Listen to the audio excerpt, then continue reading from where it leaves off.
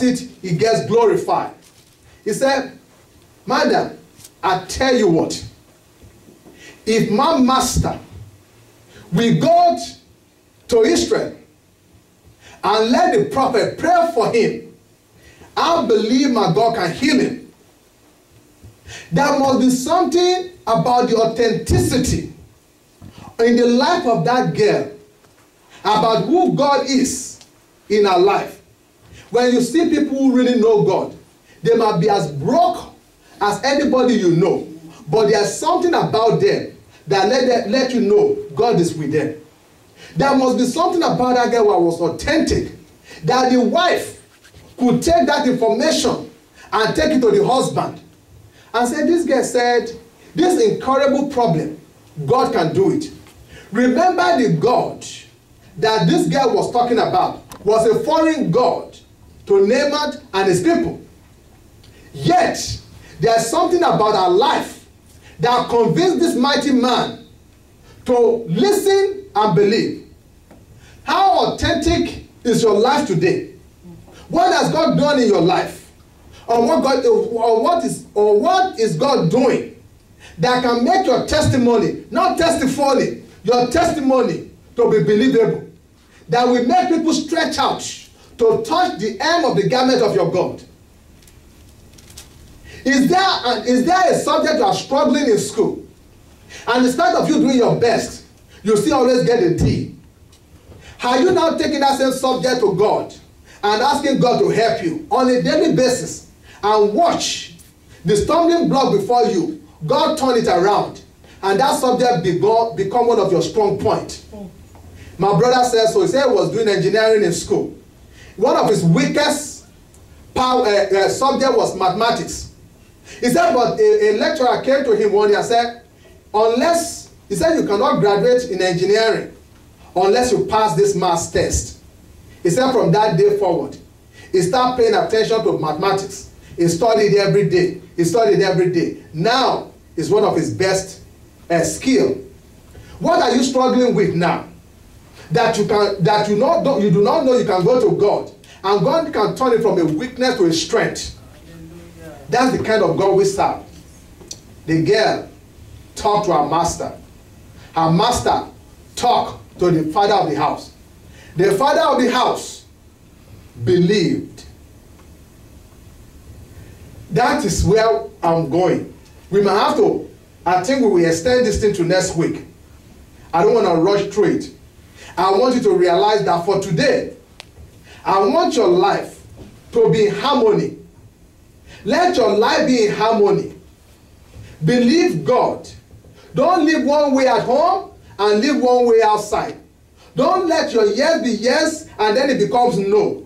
Be authentic to yourself and be authentic to your God, because your testimony rely on the authenticity of who you are. They say your character is who you are when nobody is looking. Yes. Do people know you one way? You say something, but it's better don't listen. And you are bringing the name of God to disgrace. That girl didn't do that. Based on her testimony, they ask her, so this prophet, so you mean this doctor is also can heal leprosy?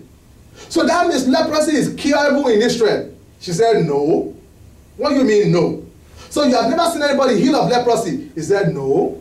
So what made you think he can do it? Because I trust my God. What do you mean you trust your God? Maybe she told them her story.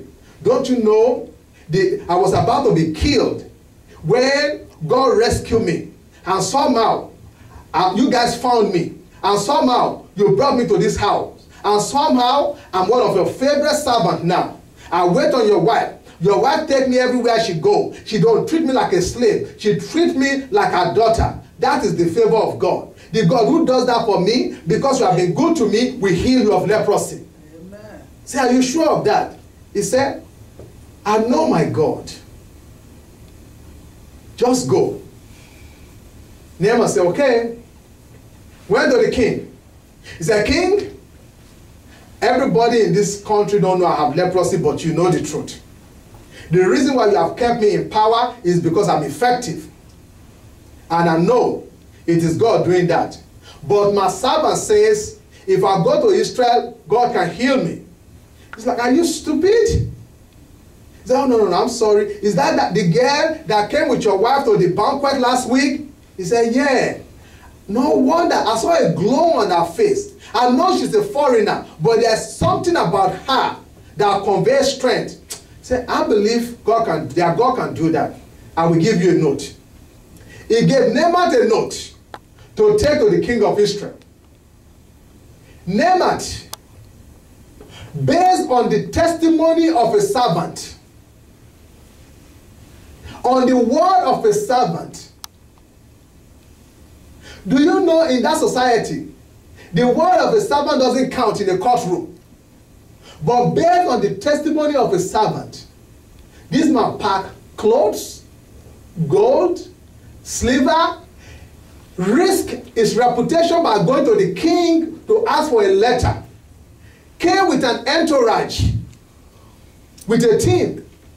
It's not like these days when you can fly from here to LA, or if you have the right amount of money, you can fly from here to New York, take one of these Concorde, I don't know if Concorde is still flying, fly to London and be back within 24 hours.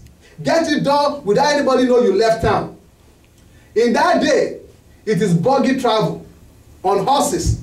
It was a major deal. But on the testimony of a servant, he went on maybe a 5-day journey or a 3-day journey. And he went to the king. The king read the letter, and the king tore his clothes. And he said, am I God to heal leprosy? The king of the people of Israel do not have enough faith that his God can do it. Yet, a servant has that faith. But I don't want to, because there's so many things we can learn in what happened from when he came to the house of Elisha to the end. We will postpone that for next week. Because most of the places where we are missing it is because you see people testifying and testifying, you start blaming yourself. I don't think I have enough faith. The Bible says if you have the faith as small as a mustard seed, is enough. Do you know that when Elisha told him what to do, he didn't do it. He went away angry. His faith melted. Yet, when he eventually did it reluctantly, God honored it. I tell you what, if my wife say, I've been going to work all day, Femi likes beans, let me cook some beans for him. And she started cooking the beans. And she was on the phone in the basement and forgot that the beans was cooking upstairs. By the time she realized it, the beans are burnt. The whole house was smelling. You know, if I come home, as soon as I open the door and I smell the whole house smelling, I might get upset. That, what's the problem? Have you gone to work all day? You almost burned down the house. Or as soon as I'm pulling up, I hear the alarm, the fire alarm going off. And as I was running to the house, she was running from the basement. I was like, girl, you here. You ain't doing nothing. I'm at work, trying to make money for this family. And all you do is almost burn down the house.